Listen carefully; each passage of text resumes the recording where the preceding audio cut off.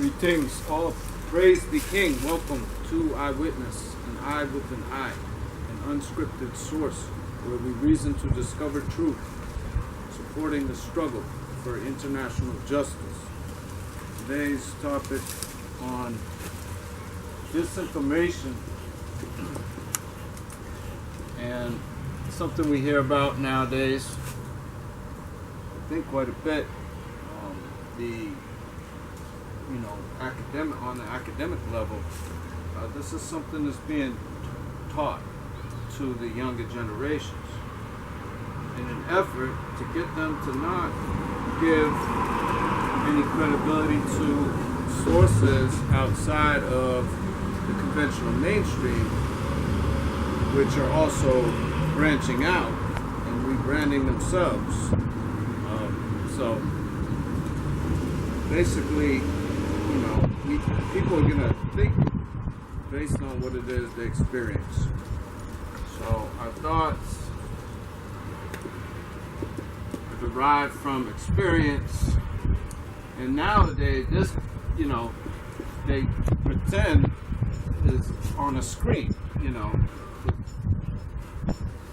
The device is showing you real life, and it's not. It's actually dead. Everything on that device has already happened. So, but people are equating what they see on the screen with experience. The younger generations basically are going to think that, oh yeah, I've seen more than you have, therefore I know more than you do. Now, this is another discussion, as to why this is flawed, but in a simple sense, we all know that experiencing something in person has much different effect emotionally on a person than if they see the same thing on the screen. They're not there, so they won't take the same experience with them. And really what it does is it will tend to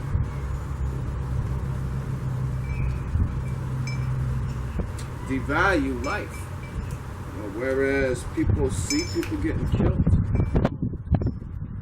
decapitated,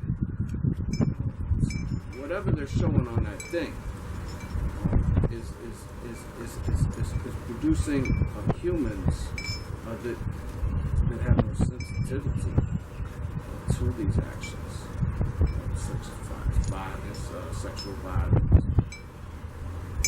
They recently had a report saying 10 to 13 year, 51% of 11 to 13-year-olds have stumbled across pornography. This is a kind of form of misinformation. But we're going to talk about the difference. Whereas when they give you a number or a fact, some kind of statistic, it's always something. Whereas it's usually received in a certain way, but the way the language is designed, that it doesn't lend itself to a specific. For example, if I say 51% of 11 to 13-year-olds have seen pornography at one time, that doesn't mean that 60% haven't. It doesn't mean that 70% or 80 or 90, even 100. It just means that at least 51%. So if they like to make less of a shock, they can feed you this information and make you think that, oh yeah, it's 51% on the dot, when really, they just said it's at least 51%. They do this with populations. For example, if there's a virus, they may use certain statistics and certain numbers to say, to make everything seem more dangerous. So you can listen to what they say, put the language together, actually think about what the words and the order the words are in. If that statement, even if it's true, does that really give you any information, any solid information? A lot of times it just do not. It's meant to feed. Of course, this is a feeding process. Meant to feed people with information, and its design is a kind of implication, so that people think, oh yeah, I know what that means. But if they really think about what it is that they're hearing, they may realize that, wait a minute, even if that's true, it doesn't give me any really good information. So we would categorize that as misinformation. Now they say basically disinformation is intentional and misinformation is not intentional. So if they're talking about the internet, you see, they're probably telling you that misinformation is just somebody just goes on there and starts talking, doesn't really know what they're talking about. Like they really didn't intend to steer you wrong, but they just really didn't know. And they may have put out an article with information on it in the same way, but they really didn't know. Now this is a total fake out, because everything you seeing on that thing is being controlled. There's only one major distributor of the content around these parts, Google. And this was designed through the Pentagon to be like this. Like they didn't put all their energy, right? And the Pentagon worked for the European powers, put all their energy into designing this phenomenon just so they can hand it over. It's the populations can use as a tool to organize and build an uprising. No, they actually designed it so that they can track people and profile them. Now we want to get a little bit into this, because this profiling is huge. When you hear the term megadata, you might see the chip or something. This is the term. Everybody's information gets sucked up from all the places. Now they're going to use that information to characterize people. So they're going to build a profile of everybody. What's that useful for? Well, now they can use that as a means to precision target these individuals. And they call this ad content, I think. It always sounds like they're trying to sell. Yeah, they're trying to sell you something. But it's not bubblegum. So they're basically going to target you. You. And they would like to send you the information that would apply, that would be effective. They would do this somewhat on the television, of course, when they started getting the satellites. So they're designing the advertisements for each individual. This advertisement, like I said, it doesn't mean, jumping rope for $9.95. It is a form of delivering information to change people's thoughts and behaviors, otherwise known as mind control. And this term, it sounds like a conspiracy theorist, type deal, right? You hear the term and you go, no, this ain't really happening. But that's basically everything. Everything that they do is to try to control your mind. Because if they control your mind, then they control your body. And if they control your body, then they're going to get you to work for them. So they like to give you information that will affect you somehow. Now they do this thing called mapping to determine, the profile. And basically, you know, they're going to take all the data they can get from every individual. And then they're going to determine, like, which individuals are, like, together. They're going to form these kinds of groups for studying purposes. And they've probably just studied each of their stuff to see if this stuff's similar here or there. What is it that binds them, or how did they get to where they got? But the idea is they're looking to move people over to the other place. You see what I'm saying? If they're not worshiping and serving, they're looking to move them to that place. And this is where the data comes in, but on the pushing end, you know, not the receiving. They're putting the information out there. Now, they're going to put this information out there. And what they're going to do is they're going to say, hey, we've got a person right here that believes in a truth. You see what I'm saying? So what we're going to do is when they get on that device, we're going to show them this truth. You see? And that's going to function as the bait. That's the bait right there, the truth. So once they get somebody's looking at it, saying, yeah, they right on, you know, they just like me. Then they can feed them the lie. Okay? Because their mouth is open. So that's what we're seeing now. And we're seeing that these agencies that have branded themselves as being truthful or being for a just cause, you know, for humanitarian sake, now are able to flip and teach the lie. Because they got so many people paying attention.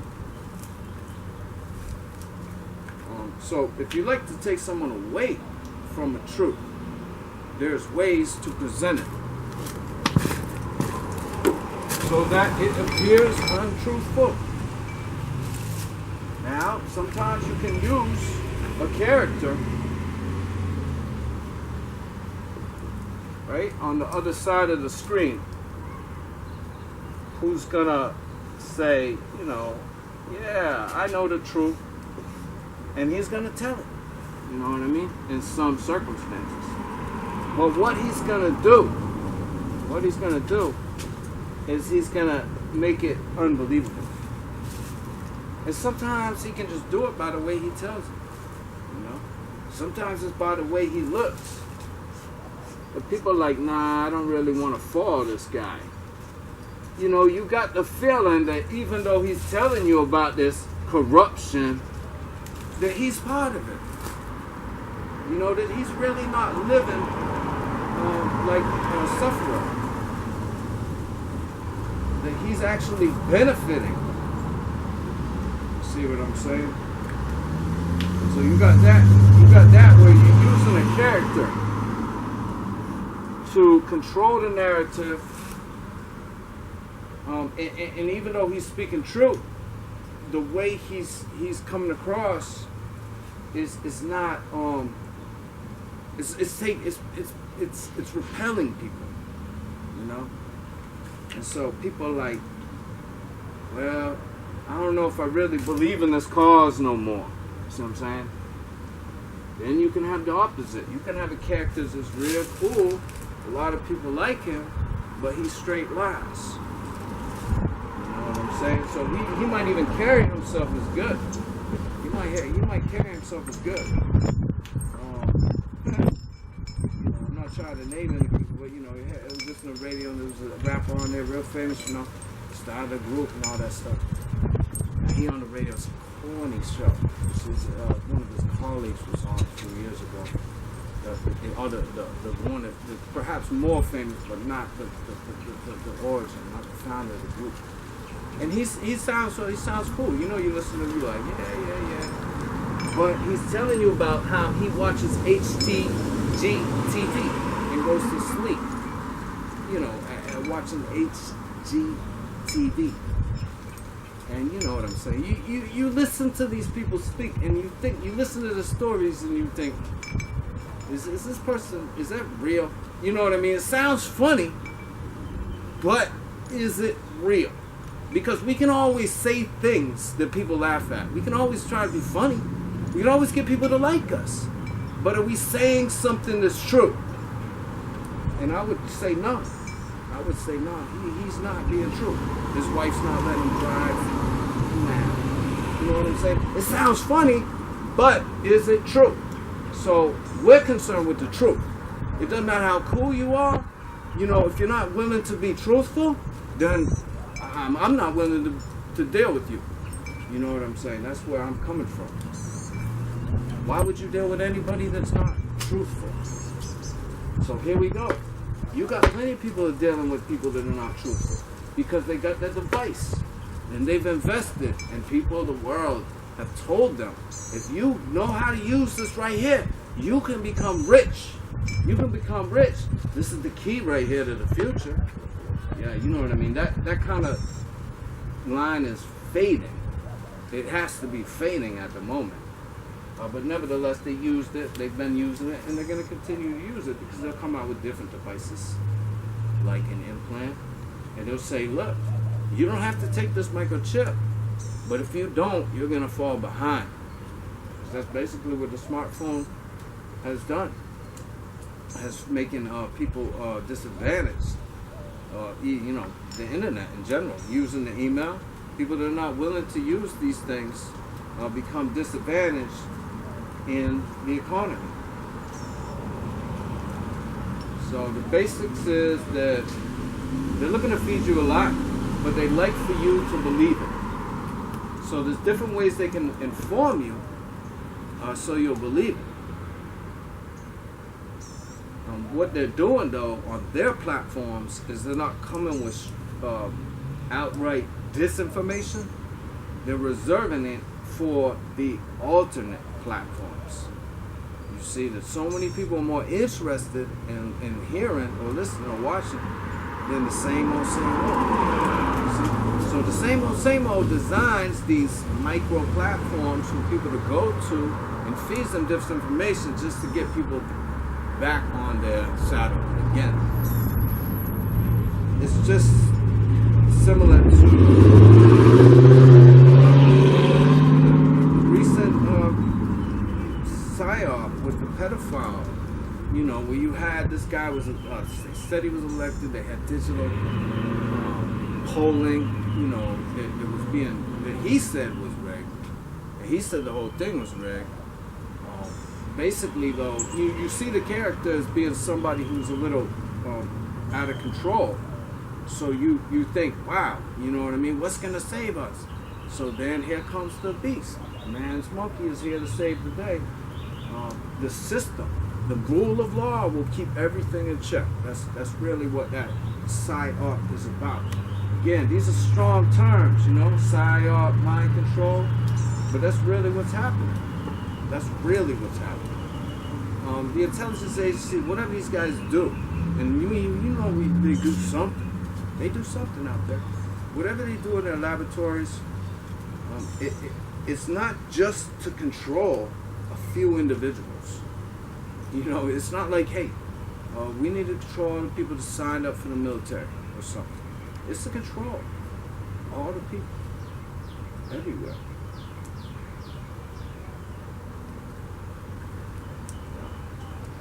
So they're trying to put you back on their platform to trust in their system.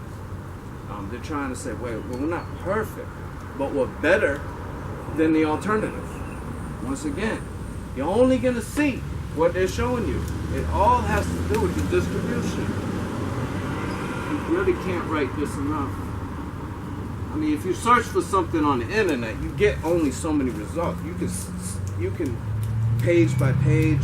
It usually doesn't really get you anywhere, you know.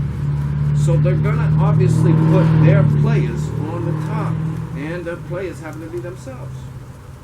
And they're themselves is the information that they would like for you to receive.